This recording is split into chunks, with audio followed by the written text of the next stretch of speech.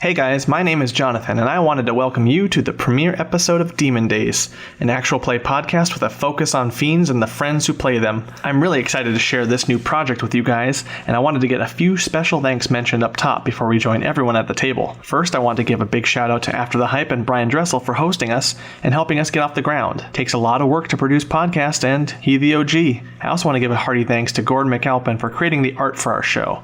It's a wonder to behold, and I recommend you look him up for all your artistic needs. Seriously, do it now. I also want to give a shout out to our campaign sponsor, ArcKnight. That's ARCKNIGHT, ArcKnight. They produce tabletop role-playing accessories such as maps, miniatures, and overlays for popular RPG titles. And we'll be using their products for combat encounters throughout the campaign. Thank you guys for believing in us. And I want to thank you, the listener, for joining us. D&D is a wonderful hobby, and it's made even better by the people we share it with. You guys rock. Now, let's go to the table and introduce our players and the rules for our game. For now, let's start with introducing you all, and we'll start to my left. Hi guys, I'm Tony, and I've been playing D&D or iterations of it for years. I grew up with 2nd edition, memorized 3.0, so yeah, been playing a long time. My name is Drew, or Andrew if you don't know me. I started playing my senior year in high school. I started with 2nd edition, and then 3, and then 3.5, and I've been playing Pathfinder for the last decade. And I've dabbled a little bit in 5th, and this is my first real delve into 5th edition, so I'm excited about it because I've heard really good things. And, besides that one, 2-hour one-shot where we played where you killed me? Yeah. I didn't kill you. Yeah, you did. Yeah. You played a warlock and hit me in the back of the head with an eldritch blast. I didn't. Shit happens. Yeah, shit happens. I mean, crit happens, right? Right. How about you, Johnny? Johnny Recher. I am a little bit of a victim of growing up in the 80s under the Satanic Panic, and D&D was kind of the last unknown vestige of nerddom until about 10 years ago, when a very good friend of mine invited me to join his campaign. So yeah, I've kind of fallen in love with the game in the last 10 years. Cool. What about you? I'm Samantha, and this is only my 2nd campaign.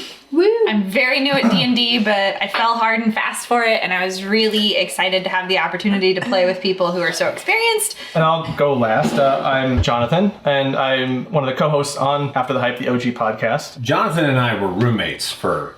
Oh, yes. Almost 2 years? 2 years. Year and a half? I don't understand why we never played when we were roommates. I don't either. It's terrible. Yeah, so it is surprising that we haven't played. And now we can rectify that. We can. Love it. Cool. So I want to give the house rules to kind of set up this campaign, what the audience and what we can all expect. So some basic stuff. So like when we are rolling the dice, provide the total you roll, the number on each dice. So if you roll a 5d6, just let me know the total. Feats are allowed if you want to pick those over skill points. Drinking potions is considered a bonus action. Short rest is 30 minutes, long rest is 6 to 8 hours. This is some basic stuff, and this is more to help to people who are a little bit new to this. Going without sleep for more than 24 hours will incur constitution rolls for exhaustion, and this will get exponential. So as someone who is a parent and gets very tired very often, I'm going to start enacting there's no way, unless you get to your level 20s and things like that when you're almost superhuman, that you can go multiple days without sleep or the basic necessities. Multiclassing is allowed, whereas in games you just kind of get the level and then you multiclass. I want you to find a place in the actual game world to level up. So you're going to find a person to train you. I don't necessarily like that you just have the multi-class. You're suddenly a paladin and a bard. You're now you have to find a bard, someone who is more experienced in the world. And then for the audience specifically, this is a game run and played by humans. We're fallible creatures and rules are going to be misinterpreted. Mistakes will be made, especially by me. But the focus is us all having fun at the table and you as an audience having fun listening. Don't DM us with the things we should have done. That's not a good etiquette for that. Just enjoy the game, and we're still playing and we're not perfect. The themes and stories within this campaign will vary wildly. The whole kind of point of Demon Dayz is to deal with inner demons. So as such, we'll try to give advance warning if anything kind of veers into territory that might need a trigger warning. I do appreciate those in podcasts when those come up for stories. And so we'll try to do our best to locate those as we edit. I'll try to warn at the top of the episode very early. And for the last thing, just as kind of a assurance, the no rape stories. That's not what we want to do here. That's not the type of story that we want to do or have that kind of element play into it. I hate that it's realistic in the Game of Thrones argument that happens all the time, and there's discussions to be had about it, but I just want to kind of draw the line there. And that's it for the rules. There's some basic stuff to kind of get everyone on the same page. And with that, we're going to start our very first game of Demon Days. Friends, fiends, gather round and hear a tale of 4 devils, wakened from a slumber not their own, with no memory of how they got there. Doom. Doom. It calls to all of them as it calls to all of us. Will they be able to fight it, or do they even want to? What does the future hold for these princes and princesses of darkness? So pull up a chair, buy me an ale, but keep your wits about you, for you never know what's going to happen in these Demon Days.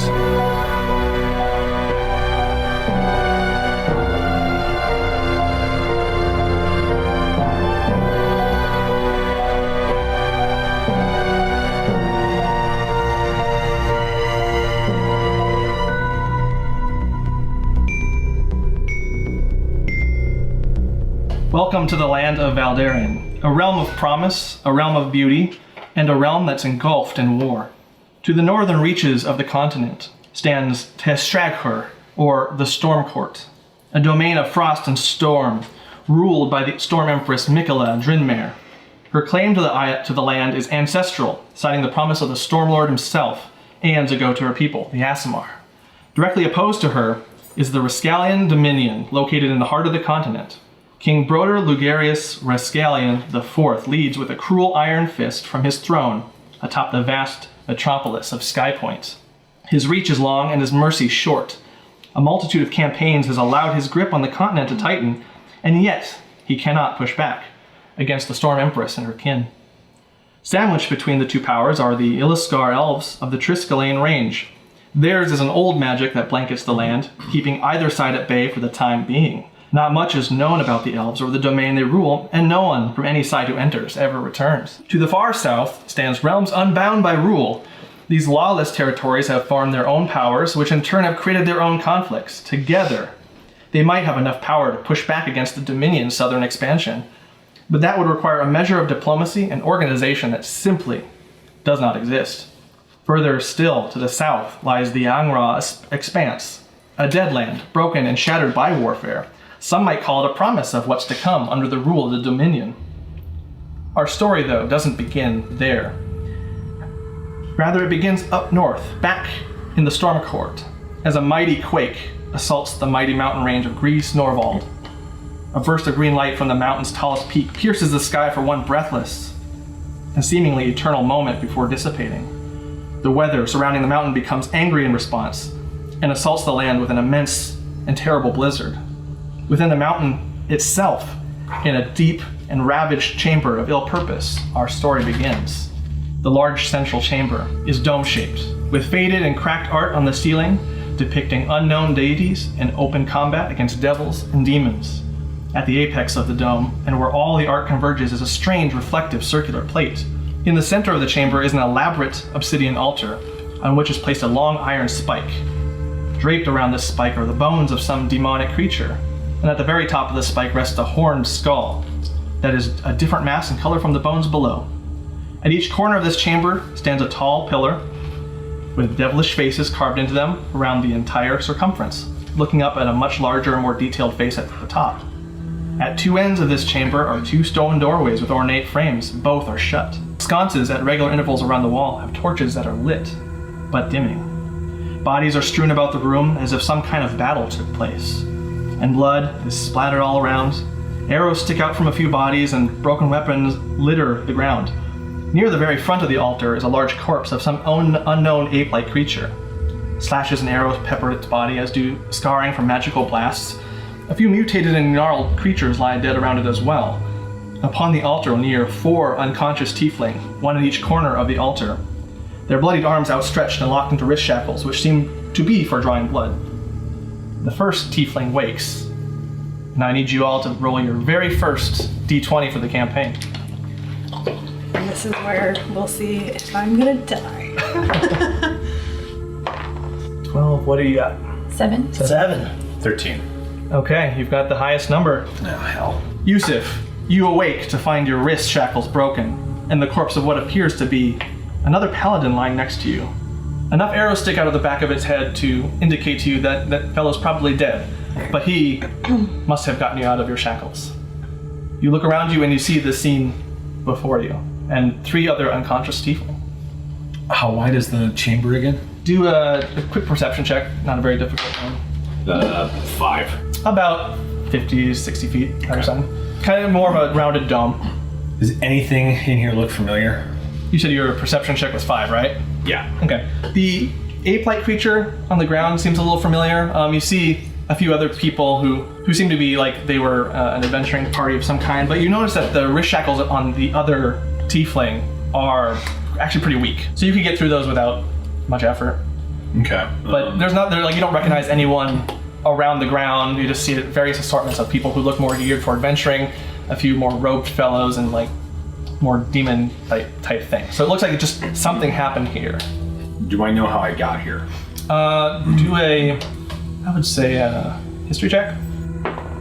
15. You sense that. This is after I left, I'm assuming. And Right, you kind of sense that there was a time of just no memory between when you were last in the city you came from and here. So something must have drawn you to here. And you do remember some feelings at the very end being drawn towards a northerly direction. So you kind of get the sense that whatever happened to you that led you here. And now at about this time, kind of as you're kind of looking around, who got the second highest one? Taslin. You suddenly wake up. You find yourself strapped in to these metal shackles at this altar in this very unfamiliar place in this deep cavern. And you take in all the sights as we see, but you also notice this other tiefling wandering around. Do I have all my stuff? I'm assuming no. Or do I Yeah, no, you still have all your stuff. Really? It seemed like no one was interested in your stuff, yeah. Okay. Do I see her stirring? Do you want people to notice you stirring? I'm actually gonna start pulling at my shackles, kind of. Okay, so then yeah, you notice she's pulling at her shackles, trying to pull at it. I'll go over. Okay. I'm assuming we were set up directly across from each other. Yeah, kind of. So if you imagine like a kind of scroll through that at 4 points, kind of looking at each other, splayed out. I'll go to whoever's closest. Are the shackles for me budging at all, or? A little bit. If you want to do a quick strength check, Yeah. you can. 16. 16? Yeah. They start to shift a little bit, pull Okay. again, like they start to loosen from the base. I'm gonna try and wiggle my arm actually out. Nat 20, so 22. Where's the bonsai, right? I know, right? Yeah, you break through those pretty quickly. They don't. That particular area, the base of the altar is kind of weak. Like it's like nailing into sheetrock and it just kind of pops Yeah. out. Okay. At this time, between you guys again, who had the higher number? It was 2 7s. 2 7s. You both wake up at this point, and at the sound of that ripping from the base, it kind of shifts a little bit, and you both kind of startle awake from that. And you see the scene in front of you. I'm gonna try to look without, like, revealing that I'm awake. Okay, just do a quick stealth check, just a basic stealth check, and if anyone wants to compete against that with a perception. 13. Was I going over to him or her? I would imagine, based off of how we're sitting now, it's kind of how you're sitting, so it would be catty-corner for each of you, yeah. It'd be a perception of a 17. 17? Okay. You do notice that he is stirred a little bit, and then I'm also trying not to be noticed. You're trying not to be noticed too? Yeah. So then roll that stealth. 5. 5? You get a little bit of dust in your nose and you sneeze. Bless you. Who was that? I'll look back, look over. That was way too feminine to be you, dude. It wasn't me. Well, then I guess it would have to be me. Can someone help me? Are you alright? Well, that depends. What am I looking at? What are these for? Oh, these 4. That would be a good 3. time for everyone to describe themselves. So let's start with the one who's walking around, Yusuf. Let's describe yourself to... So Yusuf he's fairly big. He's wearing a breastplate. He's got a pair of hand axes back here on the back of his hips, and then he's got a great sword side saddle, and then it looks like some type of hammer on his back. His horns kind of stay low and across the brow. He looks a little bit more like a satyr than The Tiefling, his coloring is, it looks like he's been out in nature quite a bit. His skin is less of a red than like a brown. When he shifts, though, you can see tan lines where it is red underneath, and he has purple hair and I can't remember what color his eyes are. They're beautiful. Yeah, Glorious. he is pretty comely. Walks with a confident step, and he has hooves instead of feet. Taslin, her skin is kind of like ashen gray. But depending on how the light hits it, and especially like around her cheekbones and stuff like that, it tends to be on the more blue side. Her horns are very much like a ram. So she's got it back behind her hairline, curves down and around. And she pretty much has like her hair is kind of braided around her horn. She's got holes drilled into her horns that has like silver rings and studs through her horns and stuff like that. And her hair is actually a dark auburn kind of color, so it's rusted in a sense. And then her eyes, very kind of similar in the sense that they're a dark golden color, almost kind of like auburn firelight in a sense. And then her clothes are pretty much classic traveling gypsy kind of thing. She's got a loose shirt with a vest kind of over it, and belts with pouches and potion bottles, and like even a little book holder for some of her cards that she carries around with her. Her boots are lined with fur. She's got like miscolored socks that you see poking over her boots. So very kind of like her clothes are very pulled together, and she's got patches and stuff that are sewn into it. And then she's got her tail with a little tuft of fur and some rings around her tail as well. So Lisa is so pale, she's kind of white like snow. It's almost opalescent. And she has rust-colored hair as well. She is wearing a black sort of gi robe, like a martial artist. Her feet are bare. And she's really, really slight. She's kind of built for clearly hand-to-hand combat kind of thing. Almost like a dancer. Her eyes are black, and she's got horns that she's got gazelle horns, so they go straight up, and her hair just kind of is swiped back over them like they might as well not be there. Yeah, and her tail, it ends in a black-tipped arrowhead spike, so it's a white tail, but it ends in a little black tip. So she's very, very black and white with a little pop of color in that that rust-colored hair.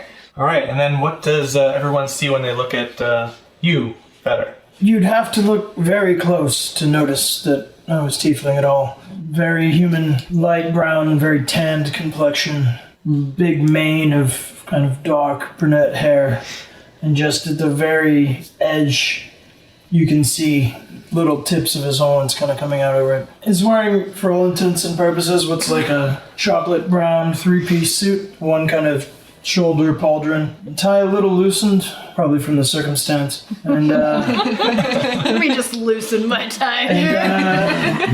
a bit disconcerted as to what's going on. And you notice too that as you're kind of working at the chainsaw bit, that they're not very strong. So like one hit could cleave them through, or just a good powerful yank would also probably tear them from the base of this altar. Is it just the chains that look weak, or can I? It's kind of like they're kind of like manacles. So like they're like a slat plate with manacles that have your hands kind of your wrists out on the platform. So like you sense that your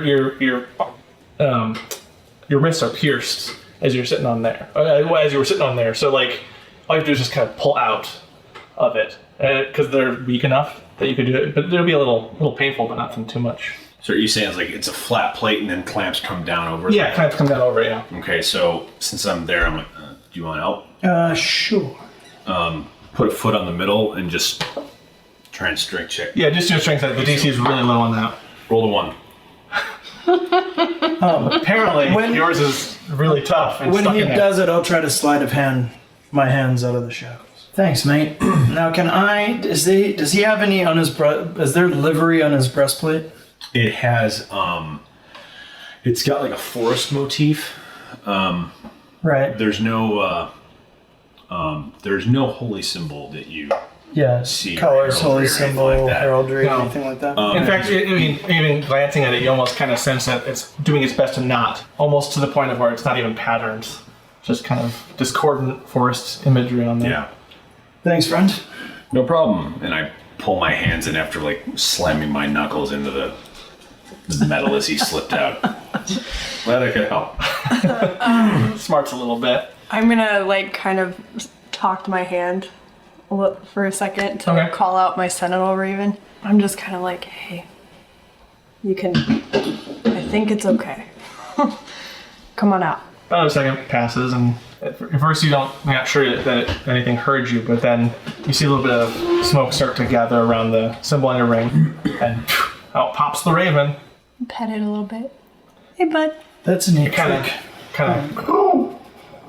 Need a hand there? I slip out. I'm gonna try to slip out of the monocles because I saw how.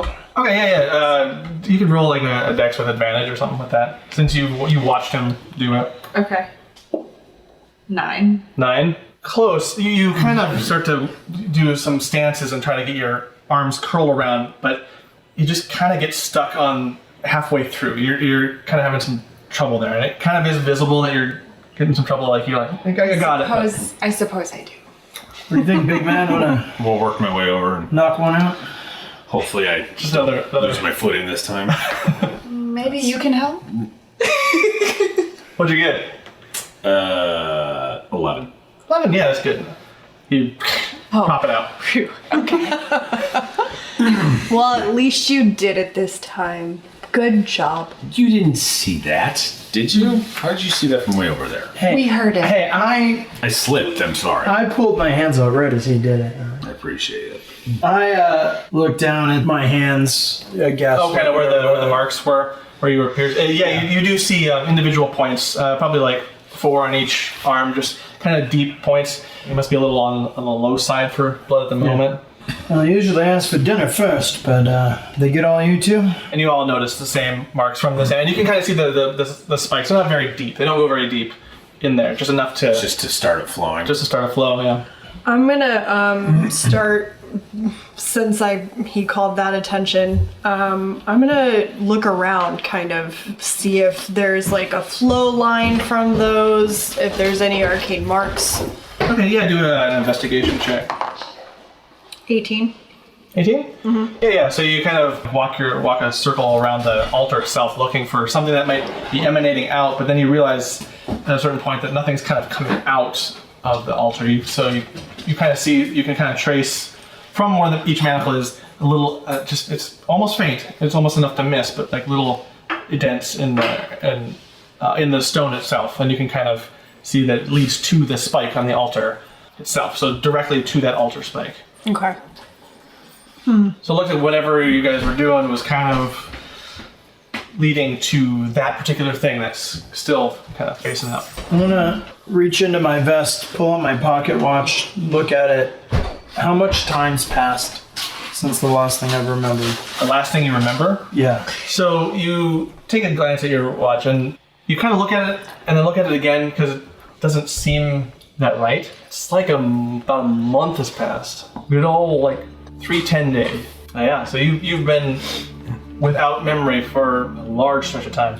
And it is a bit jarring at first when you look at it because it's like, maybe the watch is broken. But your experience in the past, you know it would take a lot to break that thing. Can I go?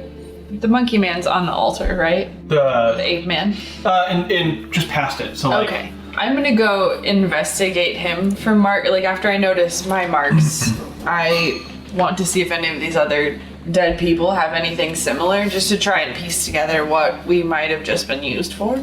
I would say for the ape creature, do an Arcana check on that. And then for everything else, it would just be a straight investigation. 22? 22? Oh, good. You remember, as you kind of look it over, you kind of lift the arm up. It's heavy, and then it drops with a thud, and you kind of navigate around all the arrows sticking out of it. And you check it's really ugly snout, and you look in there. You're spending a little bit of time in this. Everyone else, you just kind of know she's just really getting to town and inspecting this body. You recall some texts from your personal libraries at the monastery, and you notice, you kind of recall, this is a demon creature from the abyss known as the Barogura. It takes you a while to kind of like, as you're inspecting it, like, okay, the orange fur, the way the tusks are shaped and kind of curve a little bit, but it's just like, it is pretty beat up too, so it does take you about a good 10-15 minutes to kind of look it over. Is there a lot of decay on these bodies? No. Are they freshly dead? Freshly dead. Okay. I would say like in certain parts there seems to be dried blood, and other parts seem a little bit like that kind of that in between dry and wet, where it's like you could still slip on it a little bit, and It's starting to curdle. it's starting to curdle on the top layer. Sticky. Yes, it's in the sticky phase, the icky sticky phase.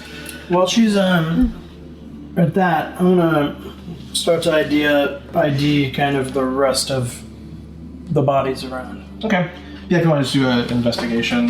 I'm gonna do the same thing on the paladin since everybody's up. Natural 1. Natural 1. Oh, very excited. 18. 18. And so you're sorry. Just remind me again what you were. You're looking. The paladin that. Oh, the paladin next to you. Yeah. You notice he is a human male, more of a like Nordic features, a little bit huskier than a few of the, like there's, you can see some other humans spread about, but he is wearing a symbol of, actually you don't really see anything on him, like the iconography seems to be removed from it, but on his armor itself there you see a lot of reference to storms, and so you get a sense that he's from the area. Okay. And that he follows in the realm of the Stormlord. But yeah, you notice that a few, like some of that iconography is like scratched off. Like recently, or like he took it off himself?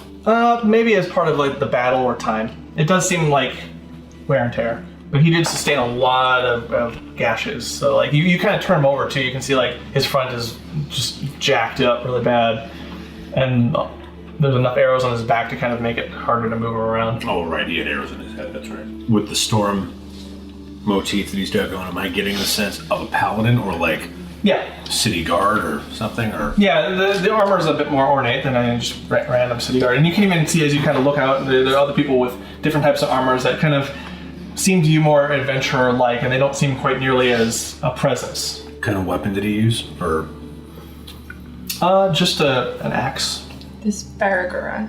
Is he wearing anything? Are there any marks or symbols on him? Nope, Or is he completely. just- It's not wearing anything. It's just all fur and. And his wounds are mostly arrow wounds. Are there any other types of wounds on his body that I notice? From what you can do, because he's. I'm heavy- like into this. This Yeah. is the first time I've seen a dead demon. Okay. This is I almost look happy, right? I am living for this. So yeah, you're kind of hopping around it. Yeah. Yeah, like it's impossible for just you alone to move him around, but at any part that you can kind of lift up, you do see lots of gashes. And if you want to do a quick medicine check, just based off of just some of the basic stuff you know from your time in the monastery, you can kind of gauge that. 6. 6, you know, some sword wounds, some axe wounds. So it looks like it was a concerted effort to take this thing down. I'm still inspecting the pillar that all the trails lead to. Okay, yeah, the center of the altar. The center altar. Yeah, you can kind of see that directly, kind of in the way we have our microphone set up. The pole kind of sticks up, and then everything kind of points and leads your eyes to that metal plate. So it looks like whatever was used for, what you guys were, whatever this thing you were a part of, all ties into that. I'm gonna actually shoot my raven up there Okay. and tell it just to like take a look so I can kind of inspect it and see too. Yeah, do another inspection. Inspection check. 8. Hopefully that's enough, dear God. It's the lowest. It's like a reflective surface. Now that I'm satisfied with my demon inspection, I kind of liked him, and I see he's inspecting a dead body, so Okay. I'm like, what do you think happened? Do you think they fought each other? What are you seeing? Can I look at your dead guy? yes. Cool. Cool, you start inspecting this paladin's investigation. A natural 1. Guy sure looks normal. Not too interesting. But with none of the iconography, like, it's like, oh. Like, you start to piece him over, it's like, he just was not as interesting as that Valderian. Oh, human man. Girl. I'm bored. Well, this was a laugh. Catch you guys at the 5 year. I've got places to... Oi. And I'll just start to just head towards whatever door I see. Yeah, there are 2 doors on opposite sides, and you notice that they're both shut, like they're stone. Okay, so it's like it's fallen. It looks like a stone door. You can't, like, you feel around it, you can't tell if it's hinged or if it's a sliding thing. It's clean stone, so it's not like jagged. So it's like, you know, it is a door, a functioning door. It doesn't seem as clumsily put there, so it doesn't seem like a cave-in or anything like that. Fun. Hey, can I... hey, Yeah. you over there. Yeah, You want to come help me with this? I need a second eye on it. sure. If we can't Why get out, not? we might as well work together, I right? was kinda... Yeah, why not? I'll go up and take a look at the altar and anything I would happen to recognize of note. Do a history check. 9. A 9? Yes. It is kind of hard to place. This does look familiar, though. Like, in your travels between the planes, you feel like you have seen at least some basic machination of this design. If you're hearing The cat is drinking water. there's a cat behind me. Fetter is just actively licking the altar. Just bent down and just... I'm like, well, tugging. I mean, if that's one way to inspect it, sure, go ahead. You know, taste is one of the more valuable senses. To each their own, right? It does bother you, though. Like, it's like you should know what this... Like, you've seen something like this before. That's kind of what you like. It's not quite there. It's on the back of your mind, not quite coming to you. I don't know, altar, blood, Bulgura from the abyss seems kind of standard issue, trans-dimensional bullshit. I see them gathered at the altar, so I kind of walk over. Okay. Do I notice anything? Are you looking at kind of around the whole room or the altar I'm itself? looking at the altar. Okay, yeah, go ahead, give it a try. Because I'm still excited about my demon. I want to know what he was up to. Every other, like, body that's around here, there are humans, right? Yeah, just do another quick perception. I think only Drew did a perception. I got a 13 for the 13? altar. Similar results. You're like, this kind of does seem familiar, but just it's like an altar to something, and heck if you know. 12. 12? Yeah, you notice there's a few that have that kind of adventuring get-up, leather armors, and like more like what you might consider a lame adventuring party that might go out. But there are some that also have like robes. There are some robe figures, and you kind of notice them and as you're kind of walking around, and you can kind of see that they have some symbols on them. So you check a little deeper, and on them you can kind of see a prominent icon etched in a pattern. 3 kind of obtuse triangles organized to look like an arrowhead face down. Mm-hmm. And the top triangle's widest angle faces downward with the center hollowed out, kind of like a little ring, and then the bottom 2 triangles just extend down each side. But it's etched, it's like a red etching on black robes. So that's kind of what's mixed in between the bodies. You also just notice off to the side, leaning against one of the like those pillars with all the faces on them, you notice that there is a kind of a cloaked, kind of leather-bound, like robe type figure holding onto it as if he was trying to grab at something. Okay. You're a tiefling. You're a tiefling. You're a tiefling. We're all tieflings. We didn't do this, Coincidence? I mean, I don't remember doing this. Do you have any memory before this? Because I do not. I would think we didn't, considering we were shackled and had our wrists poked. Yeah, drawing blanks. I want to insight check all these. All these peoples. Insight versus the competing. You guys would have to roll 2. I got a 1. You know, 1? Well, I mean, you always tell the truth, right? Feder, you realize that for Lisa, you can like read her just completely. There's not like a dishonest bone in her body. Right. So I got a 24. Just... Yeah, what do you guys say? Were you telling the truth? Or? What would that be? Persuasion? Insight. So if I were trying, it would have been a 22. But no, like I have The last thing I remember is starting off to head north to find whatever felt pulled from my home. I had a headache. It ran through my head, up my horns, and it was the only way to make it sate was to head in a certain direction. That's the last thing I remember. I don't remember coming here, being here, or any of this. I got a 16 for deception, so. You got a 24. I know. Yeah. So, I know. Are you telling the truth or? I wasn't necessarily not telling the truth, but at the same time, you can definitely read that she's trying to feel you out. there's a little bit of like trying to resistance bullshit. there. Yeah, she's trying to feel you out a little bit before she explicitly says anything truthful. So you sense that there's some guardedness there, but Okay. the checks out. I got transported here, I think. Yeah. Ditto. Does anyone else have a splitting headache? Do I? You had before, but it's subsided by now. I mean, Like when when I do woke I up or don't? before? No, you didn't when you woke up. You did before, but I'm fine, actually. I mean, generally I've known there's some sinus issues that happen, but no. Any other bruising besides these? Seems good. I'm kind of slowly, as they're talking, just like side strafing over to the body that's like hanging okay. and grabbing and just kind of gonna. Yeah, well, the funny thing is we're both inching that way and like still looking at each other. Oh, come on, you. I'm gonna The distrust is palpable. Yeah, seems like Perception 15. I'm like, why am I standing between you two now? What is You notice that slowly just they're making their way? Oh, what's he doing? I just kind of like. you all kind of at the We're same friends, time. aren't we? Yeah, you all at the same Besties, time. right? he seems like he was trying to get out of here. Yeah. Yeah. Am I nuts? Or are you nuts? Yep. Yeah, no, Yeah. you guys all kind of noticed That that That guy. Yeah. figure, Okay. that dead Yeah. body kind of holding on to the column. And as you get closer, you notice that there's like a bar, like a handlebar on it that kind of curves around it, like a railing of some kind. Like he's holding on to that as he's just kind of splayed there. Like he's kind of bent back a little bit as he was like he might have leapt for it, and then the arrows kind of pummeled him, so he's kind of caved But like he's forward. still hanging on. He's still hanging on to it, like he got it to.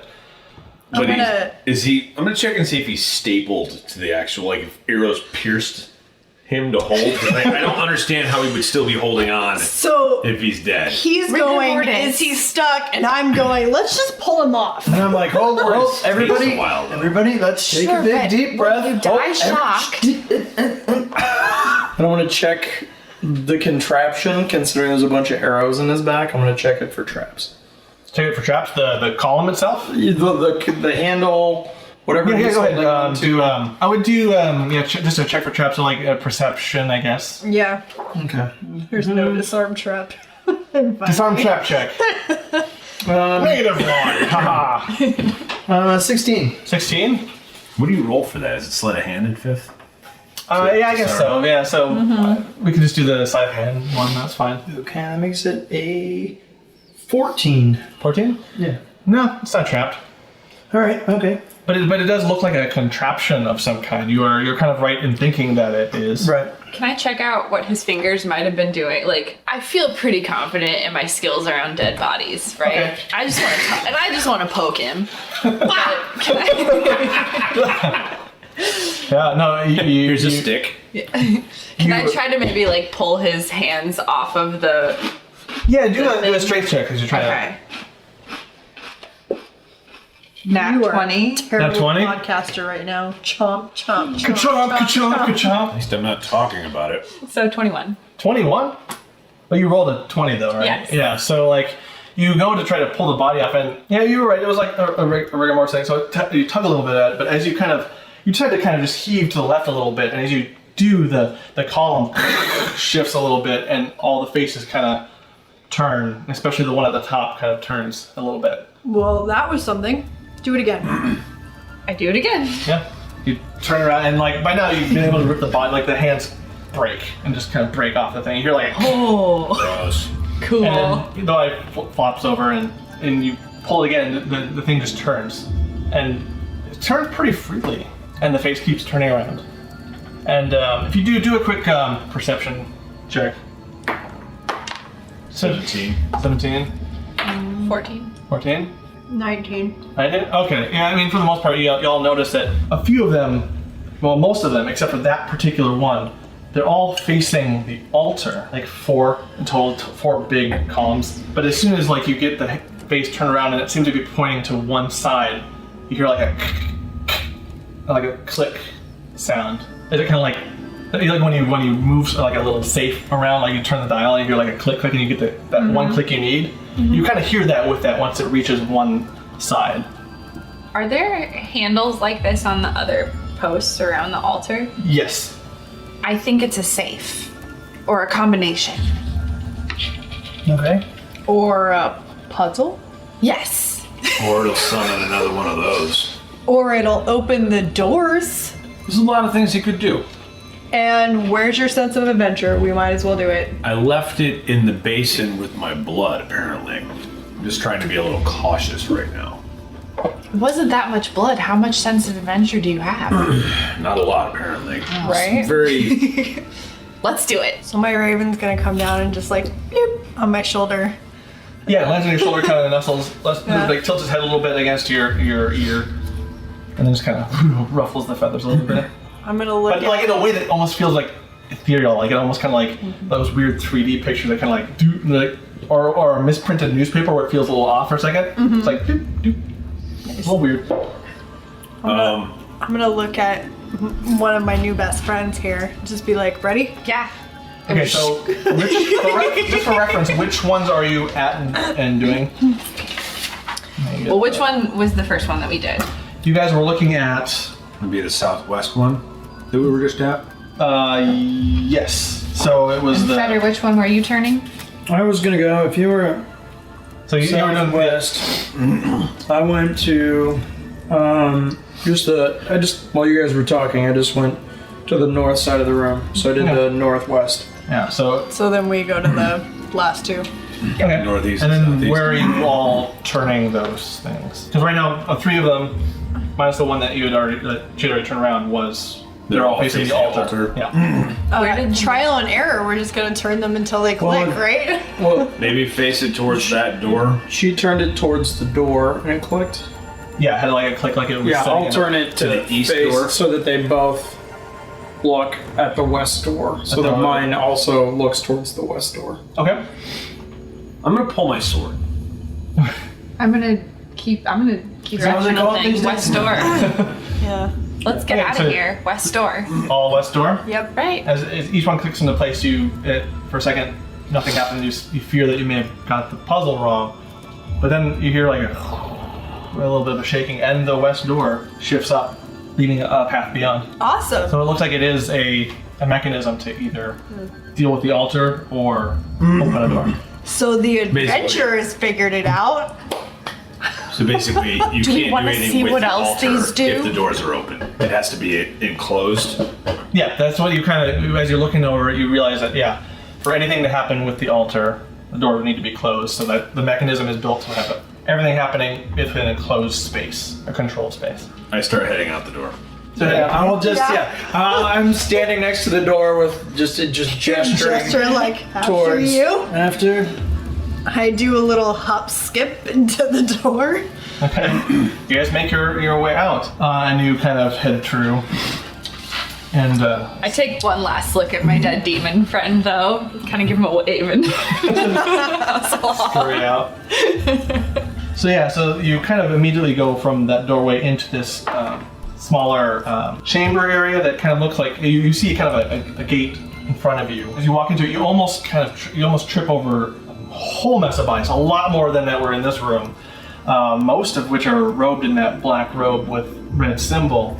A few suffered from slashing damage, others from magical blasts, and others from arrow wounds, and that this gate leading out itself is closed. And to the right and the left of the gate are 2 small hallways that kind of turn sharply like their own like small little chambers up to the right and left of this room. But it looks like there was more serious shit here. I mean, talk about a dead end.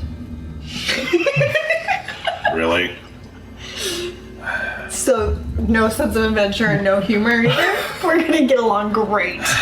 Interesting. Real quick. Yeah. In the other room, the dead people that were around, did any of them have a bow? So it was kind of an equal smattering thing. So like So two Sorry, people had both. were there any of the adventurer-looking types that had a bow that were dead? Yeah, there were a few. Just, Okay. This Just was seen a lot of arrows. Yeah. So this was a pretty big party geared more toward like some ranged and I'm gonna Got it. hack and slash. reach down, and there's just like a dagger in my hand that if you weren't looking, you wouldn't really know where it came from. And I'm gonna cut off one of the symbols from the front of a robe, and then I'm gonna toss the most important looking body of this group and just kind of see if it had anything in its pockets. These bodies the robe figures are pretty light. Right. Yeah, they don't seem to have any sort of like coinage or anything like that. Right. So you get a sense that they're fanatic. Pamphlet for a meeting. Yeah, they're. I mean, You kind of get the sense that like they didn't have much possessions on them. That this was going to be their final something or other. oh, great. How cheerful. Dressed for the spaceship. Yeah, driving the spaceship. Do I recognize these as monks or religious people? Yeah, they're religious folks, cultists. You've read about a few different cultish orders over the year, but these ones seem to be kind of a recent thing. Like there hasn't been too much cult activity that you know of, at least from your perch in the monastery and kind of in your travels about. So this seems to be kind of fairly. And they don't connect to my knowledge of the Baragura. If you want to do, I guess, a history check. 16. Well, you don't get quite a direct connection. You do know that this is something to do with the Nine Hells, at least. So that kind of the way this symbol and iconography exists, and with the downward pointing iconography, you sense that there is some Nine Hell connection, even though you don't know maybe specifics. I can't say for sure, but I think that these guys were fighting on the side of the demon. That makes sense. I'm gonna look at one of the bodies, take the robe off, and just examine the body. Is there any mark that's on the body that coincides with the mark on the... No, and in fact, as you take the robe off, the body is fairly light. These bodies are fairly light as you examine them. Very emaciated, very pale gray skin, almost skeletal. The faces are sunken in a bit, very sallow and Gaunt. and Just human? mostly human. Yeah, you would think that maybe this is how a human might decay. Like if you had opened up a couple-month-old coffin or something like that. So these have been dead longer. No, that's just how their skin, like how they look. They look emaciated as okay. if they've been continually suffering. So they fit a very stereotypical picture of what a cultist might be to your mind. Just very wasted away. Used. Yeah, very used, very husk-like. If they're still looking around, I'll guard somewhere in the middle of the room so I can see both exits. Yeah, and you can see a little bit through the actual rather thick portcullis gate in front of you that leads kind of out from here, continuing west, and then you see the two paths off to the left and right. I'm gonna go to the left and kind of just very slowly poke my head around the corner. Okay. Yeah. It pretty much ends like as you look over, you see like it just ends immediately as it begins, like in this small little room, and you can kind of see that there's this on the ground a lever that's about waist high, kind of more a mechanical nature, and it looks like you could either push it or pull it. Ooh, another puzzle. Let me see. You walk over there and you see the same thing. Do you think there's one on the other side? Yeah, I think so. Okay, let's go look. Yeah. You run across and you do see that there's the same exact setup, the two handles, and even as you fully get into the room and look out, you can actually see into the next room, although the light is dimmer and it's kind of harder to make out things below, but it's kind of like a little parapet that kind of looks over, as if you can from where you're standing near the handles, you can see kind of out. This is probably the way to raise and lower this gate. Mm-hmm. Should we try it? Are they facing like one particular way, or is the lever just straight up? They're both facing toward the back, toward the east, so they're facing back. Okay. They're both facing. You can kind of see it and confirm with each other because you can see each other across the gate. So I have a question. I noticed you talking with your bird earlier, Can he fit through these cracks in the gate to let us know what's on the other side? Is that his job? I don't want to offend. You wanna? Kind of tilts his head a little bit. All right, go on. He kind of hops to and kind of speeds through it and takes a look at. Now, for this ability, is there any limitation on it? I think he can go as far as 100 feet from me. And when he's flying away, I do have the ability to kind of see through his eyes. Okay. And so that basically kind of puts it to where you see nothing but through his eyes? Yes. Okay.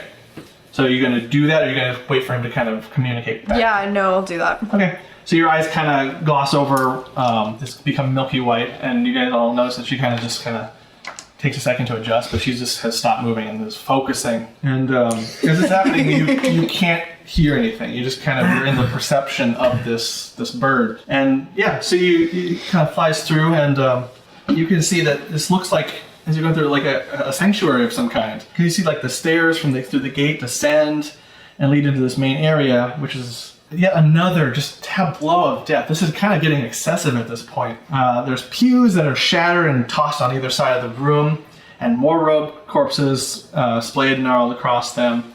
There's another ape-like creature, actually, in the middle of the room. Again, like heading to the west, but just dead in a very similar way, mostly hacked and slashed.